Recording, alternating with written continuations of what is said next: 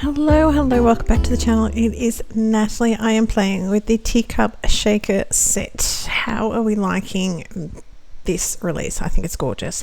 I'm going to die cut 2 of each of my teacups. I have 1 of the base, which is that semicircle, and I'm going to do 2 of those wavy fringe. Let's call it like it's almost like a doily type of pattern to it. That's what we're going with. I have some Ultra New inks. I have Aqualicious, Amethyst, Canyon, Clay, and Eastern Sky, and I'm just blending that over lightly on my teacups. So it's a teacup shaker set because the top 2 on the left hand side, you've got the insides cut out, so we have to make something with that further down the track. I'm just saying. It's got to be a teacup. I've only cut 1 of these bottom pieces for my cups, my teacups. Pinky up, people, my teacups, because you are only going to see the very bottom. I am adding a bit of Copic markers. We've got the C5, C3, and C1 to add that little bit extra depth to our image. And I'm just going to add him around the bottom. Now this piece, I've got it raised up with a little bit of foam. I'm also going to add a little bit extra glue in there. You can see how we're not going to see hardly any of our other teacups. I'm going to add a little bit of extra glue, so the top half is going to be a little bit more glued flat, and just there. And then the bottom half is going to stand out, so it's going to give it a bit of dimension. I am using the etched lines in each of the teacups to cut this hole out. Now I've done this to every single one, except I've left a couple to show you. So I've added a little bit of glue onto my very bottom of my teacup and the base there of the center of the body of the teacup. And then we've got this one that has the orange one, which I've skipped. You'll come back to that, trust me. This stamp set is actually out of the, let me pronounce this properly, mom, because here in Australia it's mum, M-U, so forgive me if I'm pronouncing that a little bit wrong. And it's just a happy Mother's Day, and it fit perfectly in my teacup, so I thought that would be very nicely. On my little detail, to me it's like a doily. I can't help it. To me it's like a little doily, just a beautiful little lace piece, that would be the word. But it's a little bit of detail on our coffee cups, our teacups. They're fingers up, pinkies up.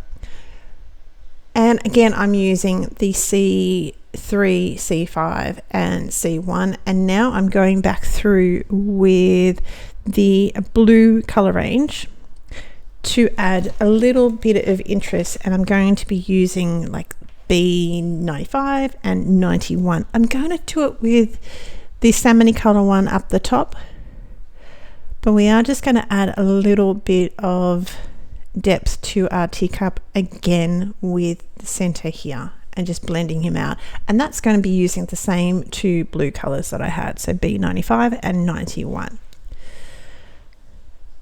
A little bit of glue just to adhere him down, and it makes a little very pretty little teacup. So firstly, I'm going to do the same thing with some salmon colors, some orangey colors. I am actually using R5 and R05 and R02. I'm not worried about, I'm making sure I go below my etched line, because when you play with yours, you will see that. Softening that with an O marker, because we are going to have this detailed piece on the top of our little teacup, and that's going to hide any little, if you go below the etched lines, this means that your teacups, you're not going to be worried about any gaps in your coloring. You're just going to have a darker and then the more detailed line. This is an embossing folder from my stash. It's just a diagonal stripes, and this is a flower die that I had in my stash as well.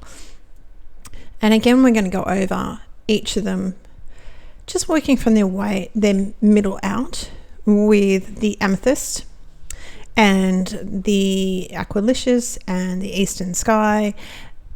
So we have sort of each of those colors of our teacups sort of following through in the rest of our design. So that's going to make sure that the design is joined. So the flowers are joined. You want to have a repeating color through your image.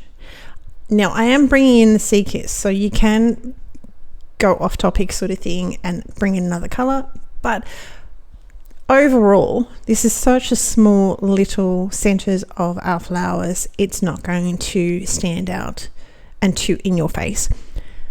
On top of that, you do have this salmony sort of color for our top teacup.